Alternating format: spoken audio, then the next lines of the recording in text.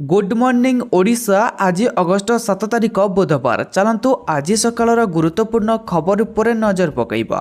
ता पूर्व समस्ते चैनल को सब्सक्राइब करने सहित आपण मैंने क्यों जिल्लार आमर वीडियो देखुंत आमको कमेंट माध्यम निहाती जनइबे।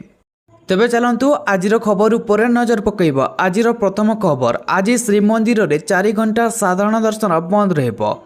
आज 4 घंटा पाए साधारण दर्शन बंद रहिबो। महाप्रभुंक बनक लगे नीति अवसर में आज श्रीमंदिर में 4 घंटा साधारण दर्शन बंद रहिबो।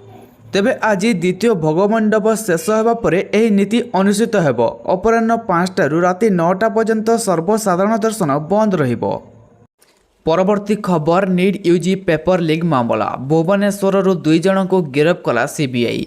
नीट यूजी पेपर लीक मामला रे भुवनेश्वर आउ 2 जन को गिरफ्त कला सीबीआई बोली सूचना मिली। परवर्ती खबर, पुणी हीराकुद रे खोलिला आउ 4टी गेट। हीराकुद जलभंडार रे जलस्तर वृद्धि पाइबारे लागिछि। राज्य में लघुचाप प्रभाव में होउतबा वर्षा फल हीराकुद रे चलित वर्ष बन्या जल 20टी गेट दे निष्कासन करा जायतिला। परे समस्त नदी रे बन्या जल निष्कासन पशिबा परे नदीर जलस्तर विपद संकेत पार करितिला। परवर्ती खबर, ओडिशा को मिली 3881.796 कोटी टंकार कोयला रॉयल्टी। तेबे ओडिशा को 2023-24 आर्थिक रे कोयला कारबार मूल्य 14% दर रे 3881.796 कोटी टंका अस्थायी मिली, जहाँकि विगत दशंधि रे कोयला उत्पादनर अनुरूप अटे। यह केंद्र कोयला और खनि मंत्री श्री जी किशन रेड्डी आज राज्यसभा एक लिखित उत्तर रे यह सूचना देइछंती। परवर्ती खबर, पेरिस ओलंपिक्स रे नीरज का कमाल। प्रथम प्रयास रे हातेइले फाइनल टिकेट। चलित ओलंपिक्स रो अन्यतम आकर्षण इवेंट पुरुष जावेलिन थ्रो रे पुणी कमाल करिसेंती defending Olympic champion Neeraj Chopra. तेबे पेरिस रो स्टेड डी फ्रांस स्टेडियम रे अनुष्ठित एही इवेंट रे निजर प्रथम प्रयास रे 89.34 मीटर दूरता को जावेलिन थ्रो फिंगी फाइनल टिकेट हातेइछंती नीरज चोप्रा। परवर्ती खबर, वायनाड भूस्खलन 402 छुईला मृत्यु संख्या। एबे भी 170 जन निखोज। केरल वायनाड रे सबकिछि ओजाड़ी देसी भूस्खलन। केरल सरकार का सर्वशेष तथ्य अनुसार वायनाड भूस्खलन रे मृत्यु संख्या 402 छुईछि। यह सहित एपर्यंत 170 जन रु अधिक लोक पता मिल पारि नाही। उद्धार कार्य रे 1200 टीम नियोजित अछंती। परवर्ती खबर, कर्कट रोगी खुशी खबर। समस्त कर्कट रोगी को मागणा चिकित्सा जोगाई देबाको हिमाचल प्रदेश सरकार घोषणा करिसंती। राज्य सरकार कर्कट रोगी मागणा चिकित्सा एवं मागणा औषध घोषणा करिसंती। सरकारी डाक्तरखाना रे कर्कट रोगी को 42टी औषध मागणा रे जोगाई दियाजिबो। एही औषध गुड़िक राज्यर अत्यावश्यक औषध तालिका रे अंतर्भुक्त करा जायछि। मुख्यमंत्री सुखविंदर सिंह सुक्खू यह घोषणा करिसंती। परवर्ती खबर, संसद में अर्थमंत्री निर्मला सीतारमण का सूचना। सहारा सह जड़ित बकेया राशि संपर्क में अर्थमंत्री निर्मला सीतारमण लोकसभा में विस्तृत सूचना देइछंती। से कहते Sahara India real estate corporation limited, Sahara housing एवं सहारा इंडिया कॉर्पोरेशन रे निवेशकों आनुमानिक संख्या होची 3.7 कोटी। यही मामलार जांच सुप्रीमकोर्ट को द्वारा करा जायछि। परवर्ती खबर, आज राज्य कैबिनेट बैठक। गुरुत्वपूर्ण प्रस्ताव उपरे बाजी पारे मोहर। आज लोकसभा भवन में बसिब राज्य कैबिनेट बैठक। मुख्यमंत्री मोहन चरण माझी अध्यक्षतार चतुर्थ कैबिनेट बैठक अनुष्ठित होब। बुधवार दिन 11:30 रे बसिब राज्य कैबिनेट बैठक। श्रीमंदिर रत्नमंडल मरामती एसओपी एवं सुभद्रा रूपरेख उपर आलोचना होई पारे। परवर्ती खबर, पुणी दुलुकिब गाँ ठू सहर। आदि परंपरा कृषि भित्तिक पर्व नुआखाई पाई धार्य होला लग्न। बलांगीर जिले में नुआखाई पाई तारीख और समय धार्य होईछि। समग्र बलांगीर जिला ज्योतिष पंडित महासभा नवग्न लग्न निर्णायक कमिटी यह लग्न धार्य करिसंती। पश्चिम ओडिशार गणपर्व पाई बलांगीर पाटणा राज्य अधिष्ठात्री देवी माँ पाटणेश्वरी पूजार्चना सह षडश्री पैलेस बाबा नीलकंठ मंदिर रे यह कार्यक्रम होईछि। परवर्ती खबर, ओडिशा रे अक्टोबर मासरू लोकंकु मिलिबो नुआ स्वास्थ्य कार्ड। एथिसह विजु स्वास्थ्य कल्याण योजना रे जो हिताधिकारी माने जो सुविधा पाउतिले नुआ स्वास्थ्य कार्ड रे मध्य सेमाने से सुविधा सहित अतिरिक्त सुविधा पाइबे। अन्यपटे सारा भारत वर्ष रे यह कार्ड व्यवहार उपयोगी हेबो। ଏହା ମୋଟ 27,000ରୁ ଅଧିକ ହସ୍ପିଟାଲରେ ଲୋକମାନେ ରୋଗୀ ସେବାର ସୁବିଧା ପାଇବେ। ମଙ୍ଗଳବାର କନକ ନ୍ୟୁଜକୁ ଏକ୍ସିକ୍ୟୁଟିଭ ସାକ୍ଷାତକାର ଦେଇ ଏ ସମ୍ପର୍କରେ ସୂଚନା ଦେଇଛନ୍ତି ରାଜ୍ୟର ସ୍ୱାସ୍ଥ୍ୟମନ୍ତ୍ରୀ ମୁକେଶ ମହାଲିଙ୍ଗ। ପରବର୍ତ୍ତୀ ଖବର, ରାଜ୍ୟସ୍ତରୀୟ ସ୍ୱାଧୀନତା ଦିବସ ସମାରୋହରେ ସମୀକ୍ଷା ପ୍ରସ୍ତୁତି କଲେ ମୁଖ୍ୟମନ୍ତ୍ରୀ। ଚଳିତ ବର୍ଷର ରାଜ୍ୟସ୍ତରୀୟ ସ୍ୱାଧୀନତା ଦିବସ କାର୍ଯ୍ୟକ୍ରମ ମହାତ୍ମା ଗାନ୍ଧୀ ମାର୍ଗରେ ପାଳନ କରାଯିବ। ଆଜି ରାଜ୍ୟସଭା ଗୃହ ଏବଂ ସୂଚନା ଓ ଲୋକସମ୍ପର୍କ ବିଭାଗ ସହିତ ଏକ ବୈଠକରେ ଶ୍ରୀ ମୋହନ ଚରଣ ମାଝୀ ଏହି ନିର୍ଦ୍ଦେଶ ଦେଇଛନ୍ତି। ତେବେ ବୈଠକ ଆଲୋଚନାରୁ ଜଣାପଡ଼ିଛି ଯେ ଚଳିତ ବର୍ଷ ପ୍ୟାରେଡ୍ରେ ସ୍କୁଲ, କଲେଜ ଓ ପୋଲିସ ବାହିନୀର କଣ୍ଟିଜେଣ୍ଟକୁ ମିଶାଇ ପ୍ରାୟ 40ଟି କଣ୍ଟିଜେଣ୍ଟ ଅଂଶଗ୍ରହଣ କରିବେ। ମୁଖ୍ୟମନ୍ତ୍ରୀ ସକାଳ 9ଟା ସମୟରେ ପତାକା ଉତ୍ତୋଳନ କରି ଜନସାଧାରଣଙ୍କୁ ଉଦ୍ବୋଧନ ଦେବେ।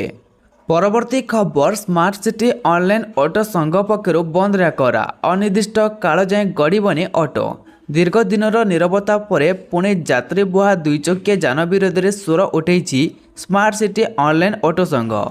ଏବେ ବି ବିନା ବାଣିଜ୍ୟିକ ନମ୍ବର ପଞ୍ଜୀକରଣରେ ହଜାର ହଜାର ଦୁଇଚକିଆ ଯାନ ସହରରେ ବୁଲୁଥିବା ଅଭିଯୋଗ ଆସିଛି। ଏହା ବିରୋଧରେ ଅଟୋରିକ୍ସା ଚାଳକମାନେ ଅନିର୍ଦ୍ଦିଷ୍ଟ କାଳ ପାଇଁ ରାଜଧାନୀ ବନ୍ଦ ଡାକରା ଦେଇଛନ୍ତି। ପରବର୍ତ୍ତୀ ଖବର, କନିଷ୍ଠ ଶିକ୍ଷକ ସ୍କିମାଟିକ୍ ନିଯୁକ୍ତି ପାଇଁ ଜିଲ୍ଲାୱାରୀ ଚୂଡ଼ାନ୍ତ ତାଲିକା ସୋମବାର ପ୍ରକାଶ ପାଇଛି। କେବଳ 3ଟି ଜିଲ୍ଲାକୁ ଛାଡ଼ି ବାକି ସମସ୍ତ ଜିଲ୍ଲାର ୱେବସାଇଟ୍ର ତାଲିକା ଉପଲବ୍ଧ ହୋଇଛି। ଜିଲ୍ଲାପାଳଙ୍କର ମୋହର ଉପରେ ଉକ୍ତ 3 ଜିଲ୍ଲାର ତାଲିକା ମଙ୍ଗଳବାର ୱେବସାଇଟ୍ରେ ପ୍ରକାଶ ପାଇବ ବୋଲି ରାଜ୍ୟ ଶିକ୍ଷା କାର୍ଯ୍ୟକ୍ରମ ପ୍ରାଧିକରଣ ଓସେପାର ଜଣେ ବରିଷ୍ଠ ଅଧିକାରୀ ପ୍ରକାଶ କରିଛନ୍ତି। ଏହାପରେ ସେମାନଙ୍କୁ ନିଯୁକ୍ତି ଦେବା ପାଇଁ ଅନଲାଇନ୍ରେ କାଉନସେଲିଂ ହେବ।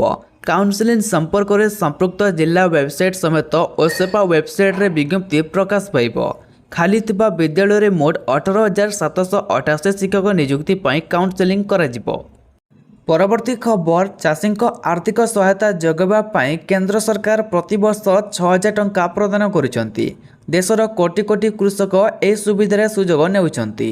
ଯଦି ଆପଣ ମଧ୍ୟ ଏହି ଯୋଜନାର ଲାଭ ଉଠାଇବାକୁ ଚାହାନ୍ତି ତେବେ ଆପଣ ପିଏମ୍ କିଷାନ ଯୋଜନାର ଅଫିସିଆଲ ୱେବସାଇଟ୍କୁ ପରିଦର୍ଶନ କରି ଆବେଦନ କରିପାରିବେ।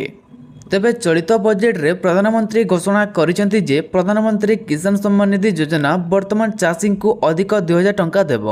ଏହି ଯୋଜନାର ପରିମାଣ ବାର୍ଷିକ 8,000 ଟଙ୍କାକୁ ବୃଦ୍ଧି କରାଯାଇଛି ବୋଲି ସୂଚନା ମିଳିଛି। ପରବର୍ତ୍ତୀ ଖବର, ଗରିବ ଜନସାଧାରଣଙ୍କ ପାଇଁ କେନ୍ଦ୍ର ସରକାର ଅନେକ ଯୋଜନା ଆରମ୍ଭ କରିଛନ୍ତି। କେତେକ ଯୋଜନା ଅଧୀନରେ ସରକାର ସିଧାସଳଖ ଲୋକଙ୍କୁ ସାହାଯ୍ୟ ଯୋଗାଉଛନ୍ତି। ଏଭଳି ଏକ ଯୋଜନା ମାଧ୍ୟମରେ ଲୋକଙ୍କୁ ମାଗଣା ସିଲେଇ ମେସିନ୍ ସହ ଆର୍ଥିକ ସହାୟତା ପ୍ରଦାନ କରାଯାଉଛି।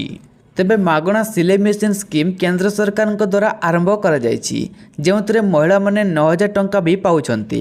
ସମସ୍ତ ପ୍ରକାର ସୂଚନା ସୋସିଆଲ ମିଡ଼ିଆରେ ମଧ୍ୟ ଭାଇରାଲ ହେବାରେ ଲାଗିଛି। ବର୍ତ୍ତମାନ ଏହି ସିଲେଇ ମେସିନ୍ ଲୋକଙ୍କୁ ବିତରଣ ମଧ୍ୟ ଆରମ୍ଭ ହୋଇଥିବା କୁହାଯାଉଛି।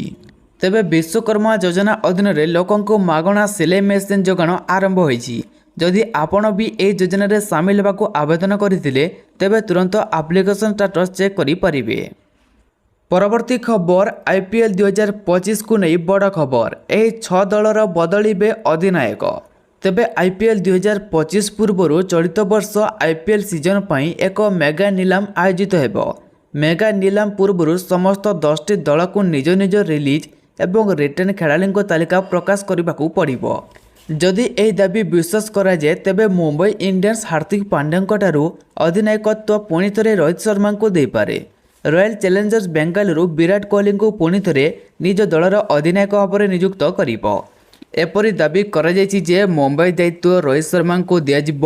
ବେଙ୍ଗାଲୁରୁ ବିରାଟ କୋହଲି, ରାଜସ୍ଥାନ ଜୋସ୍ ବାଟଲର, ଲକ୍ଷ୍ନୌର ନିକୋଲସ୍ ପୁରାନ, ସେହିପରି ଗୁଜରାଟର କମାଣ୍ଡ ରସିଦ ଖାନ, ପଞ୍ଜାବ କିଙ୍ଗ କମାଣ୍ଡ ନୀତିଶ ରାଣାଙ୍କୁ ଦିଆଯିବ।